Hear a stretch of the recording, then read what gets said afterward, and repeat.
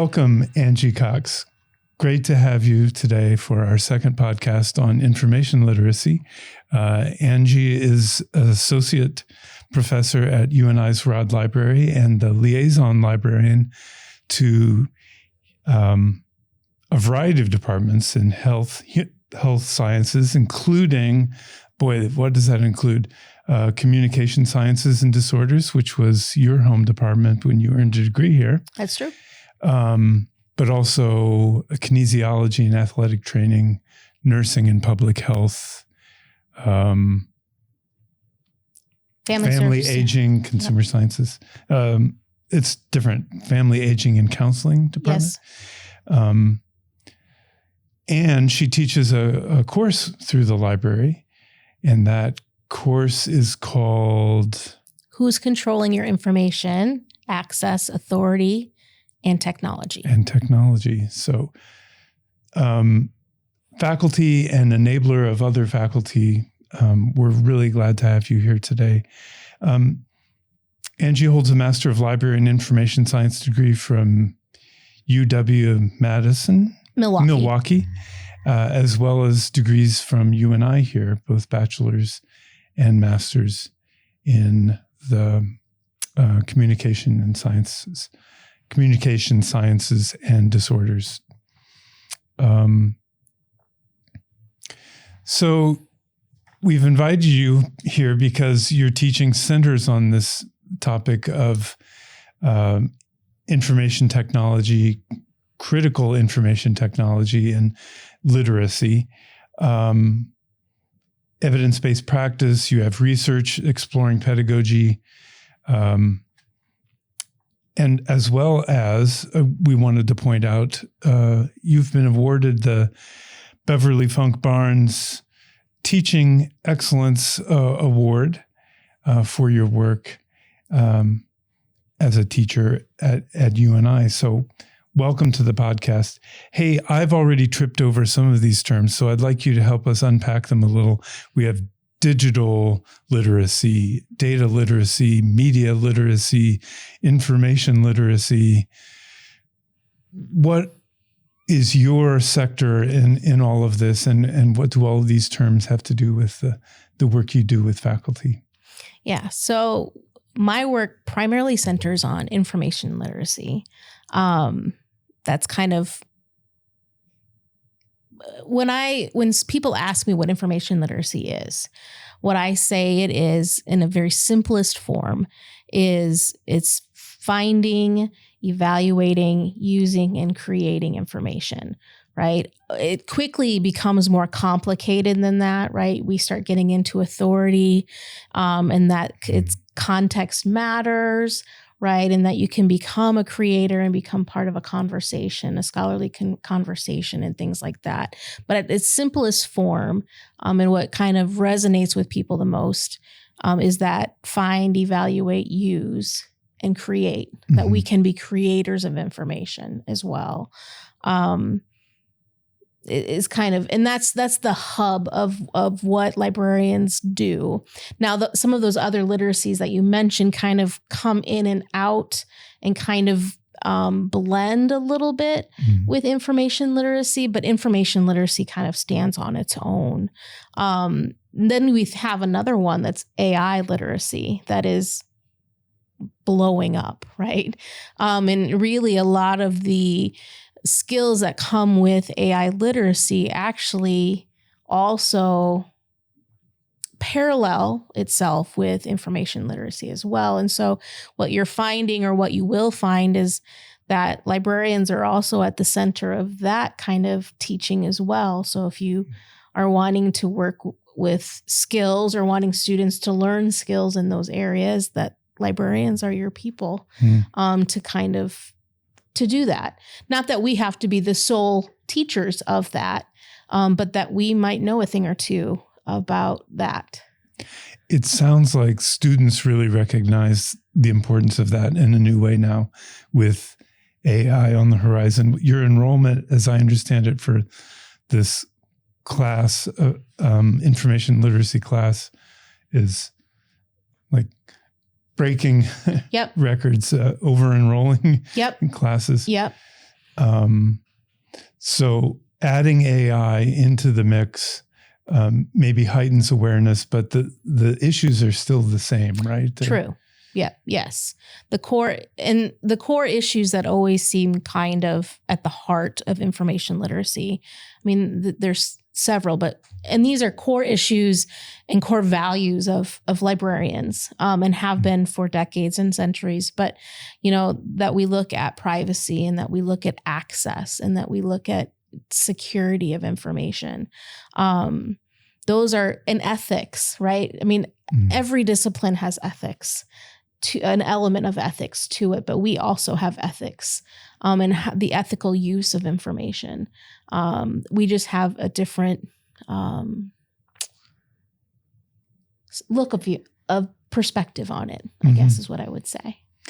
It's so interesting because I think to many, the idea of information or data is that it's a neutral commodity that's out there, but to complexify it, if that's a word, with all these dimensions of ethics and access and more, and then the dimension of the discipline that you're engaging with at any given moment. I wonder if we could talk about that part of your role as a liaison librarian, working with faculty and students about information within their particular disciplinary sphere. How does that change the conversation for you? Yeah, it does. It changes. It changes depending on discipline, right? The information at the core of what it is, information is information, right? I mean, you could walk into any classroom and in some ways the need is the same. But, we see it most like in my profession and walking down the halls of the librarians, when I'm helping a health sciences student with an information need and within their own discipline, it looks very, very different than when I'm talking with another librarian with history or humanities. Their information needs and their information uses are so, so different, that you have to have a certain knowledge about what that information is needed in those different disciplines, if that makes sense. And so, because I've spent many years in the health sciences field, I have a working knowledge of it, of what that is, because I know information. And so I have an idea of information. That is my profession. That is my expertise. But the disciplinary faculty know their disciplines far better than I do. But when we come together and work together, we can feed off of each other and can collaborate. And and there's things that I know that they might not know about how information works to make it best, right? But there's things that, well, how does information in this way work for you? Like, this is what I'm expecting with a peer-reviewed research or primary research. What does that mean to you in your discipline? Well, what it means in some fields means something completely different in other fields. Or like in health, right? Evidence-based practice is very, very important. That may not be a thing so much, or may not be the thing in other disciplines. And so knowing and understanding the nuances and the priorities of information in different disciplines varies. And so it's important to understand that they're different in different disciplines. And it's important to have information professionals who have an understanding of those differences, I guess is what I'm saying. Mm-hmm. And so here at UNI, we happen to have different librarians for different programs. And part of the reason we do that is that when you have an information need in health sciences, I already automatically know some of the challenges and some of the needs that you're going to have, as opposed to if I were a generalist or something like that, where I have to do a little bit of business, I have to do a little bit of humanities. I have a lot more work to do to figure out what that information need and what the disciplinary need is. again, I'm relying still on faculty in those fields, but I have to have a certain level of expertise of information there that takes some learning on my part. I've been learning this for several years. I think If that makes sometimes, sense. we have this notion of the librarian as the person who can get us to an answer no matter what the question is or move us in the right direction, that reference librarian. But you're describing something that's a lot more collaborative and ongoing, I think. And could you talk a bit about the role of the liaison librarian, the variety of kinds of interactions that you can have with faculty and students in that role, from the one-off session to something a little more ongoing? Yeah. So we, the most common interaction that we have, particularly with faculty, is the one-off situation, which in libraries we call one-shot teaching. And that may be where professors just come and say, I need you to tell them about library resources, or just tell them how to use a database, right? And it's just a simple, I don't want to say transactional kind of thing, but it's like, I need you to come in and do one thing and be kind of a guest lecturer in that moment. And it's teaching to the immediate assignment need, or what's the perceived need of the student. And what I mean by that is the next alternative is where we're much more partners in learning and teaching, or collaborators. And I've done this in a few different instances on this campus, where it starts with a conversation and it says, my classes just aren't going well, or the grading isn't going well, or students aren't performing to the way that I thought they should. And it begins with, well, what were your outcomes? What were your learning objectives? How were you assessing it, kind of thing? And what's your assignment look like? Kind of just conversation starters. And then starting with, well, what part of the assignment was information? Because that's what they're coming to me for, as opposed to CETL, right? There's some kind of information need in that assignment. And so looking at that information need and identifying maybe why it didn't go according to plan. And sometimes it means reworking learning objectives together, rewriting parts of assignments together, or expectations, right? Maybe there's certain parts of the assignment that are okay, but by writing it this way, you're going to get this kind of work. And is that okay? Is that the kind of work you're wanting? Because if so, great. If not, then maybe we write it this way, or, if you want this type of outcome, these are the kinds of sources you're going to want to ask them for. And these are the kinds of barriers they're going to have. And that's the kind of thing, as information professionals, we know, because we've seen enough assignments, or we know the work, that disciplinary faculty may not know, just because they maybe don't know the publishing field as well. They don't know different pieces about the information world that we know so intimately, because that's what we've studied. But so that's a wide spectrum, right? It's kind of like a transactional, come in and teach me a certain database, versus a really collaborative moment of where we're kind of reworking assignments, reworking even assessment pieces. That's kind of a full spectrum there of what we can be doing. Mm-hmm.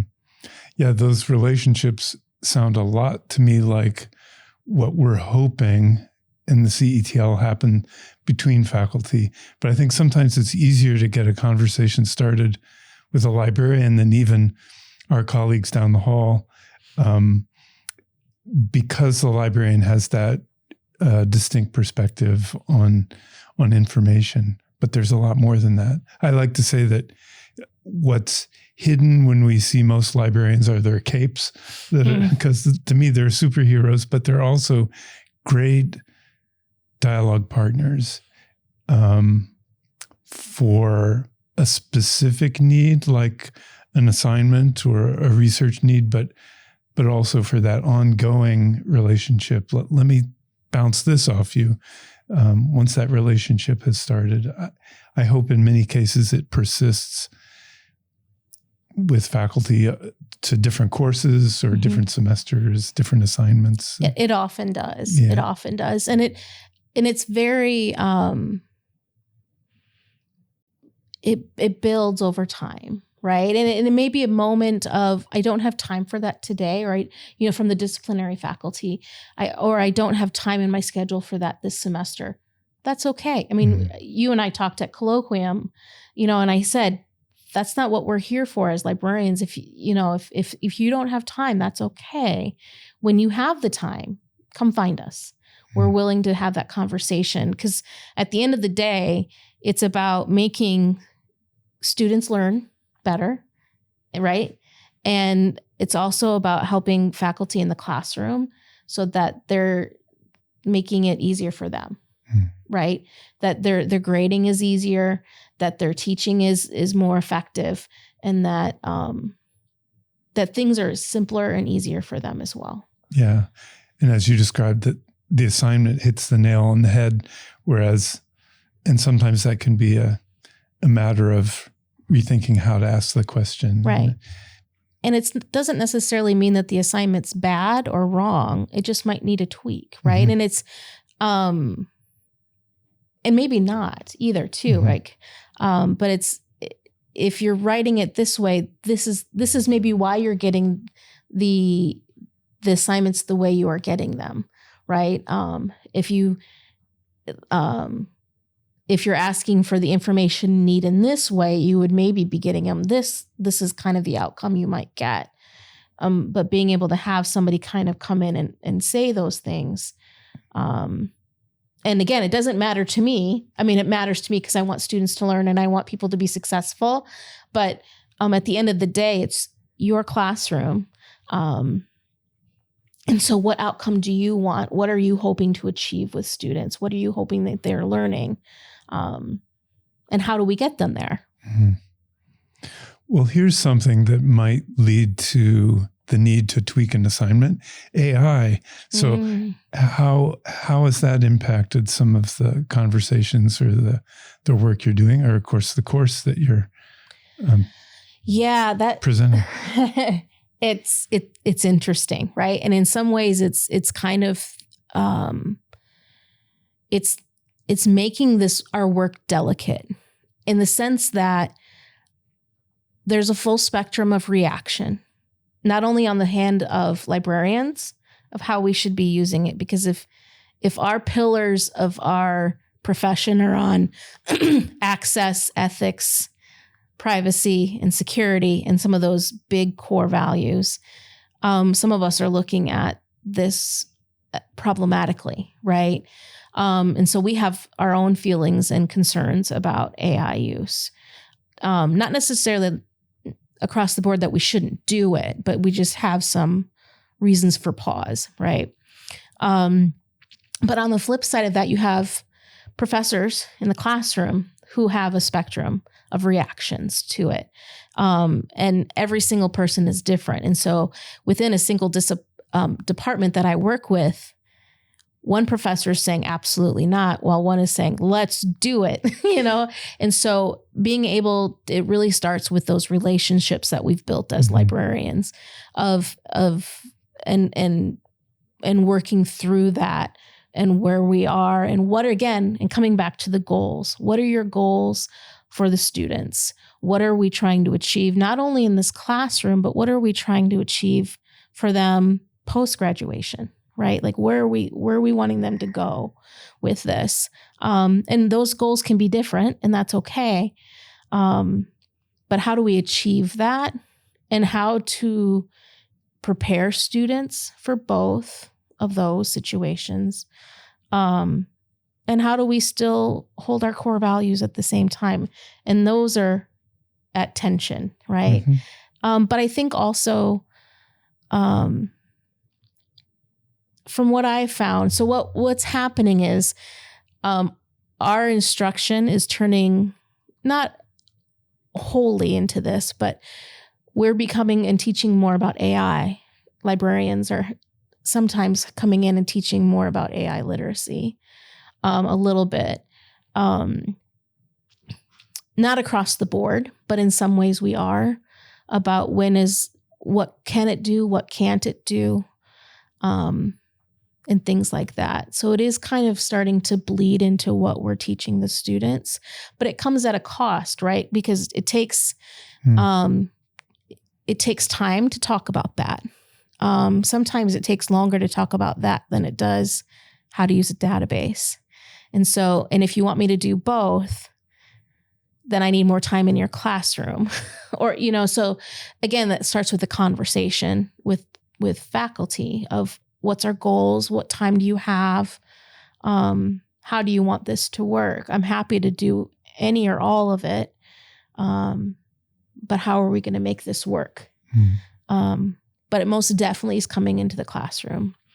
But it's a delicate walk of how we go about it. And it's also respecting faculty members too in the classroom. And then they have very strong opinions about it. And we need to respect that in their classroom. If that's what they want to do, I need to respect that. And and to also telling students, if that's their guardrails, how do we work within our guardrails to do these assignments? And also talk about, why are those guardrails in place? They have good justification for it. Let's talk about why. And then talk about why in my classroom, like we do talk about it in my classroom, we make an AI policy together. And we talk about how it varies across classrooms, different AI policies. And why that's so, and why in my class it's okay to use AI in certain ways. I'm kind of getting into different things here, but my point is it really varies. But you also have to respect and work within the guardrails or confines of that classroom, and I think be able to talk about it and explain it to students and have an open dialogue about it. Because you're going to find that in the workplace too.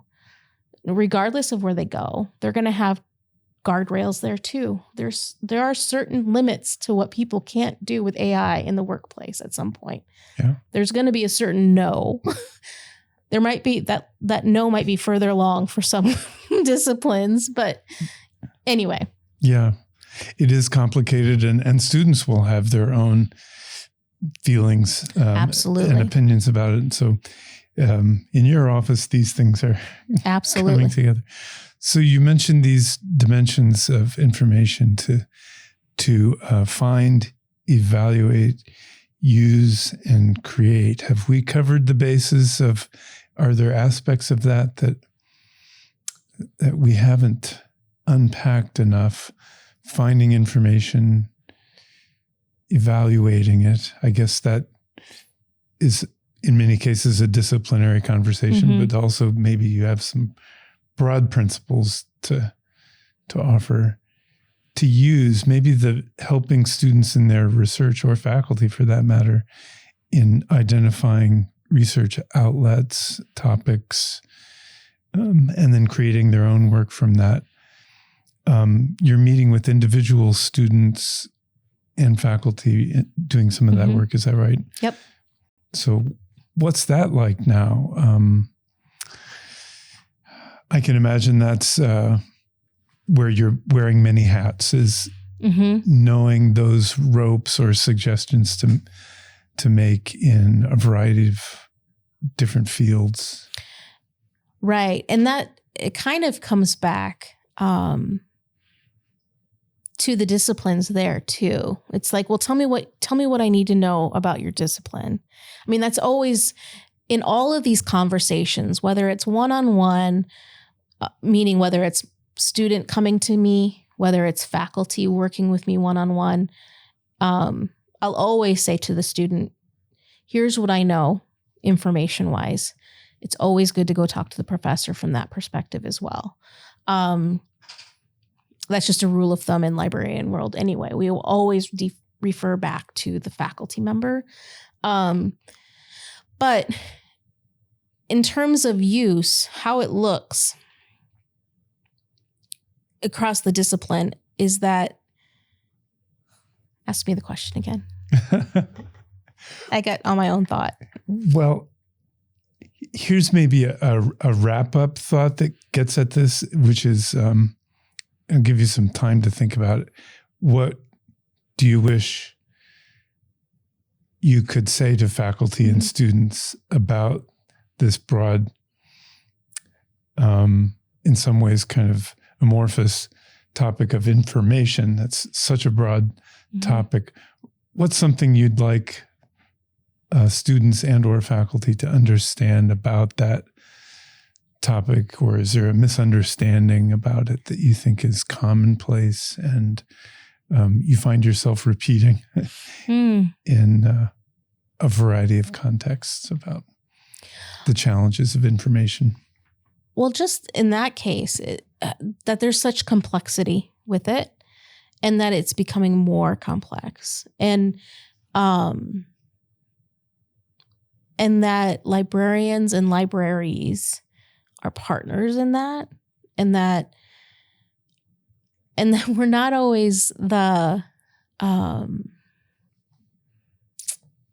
villain in that. Sometimes. When's the last time librarians feel like villains? This is new to me. No, just the fact that, the library doesn't have that, or the library won't get, right. That kind of limited resources. Why won't they get those materials or things like that? And it's often not that we're not trying. It's often that we're restricted by systems. And I use that broadly, small s systems, but there's a whole marketplace of information. Yes, absolutely.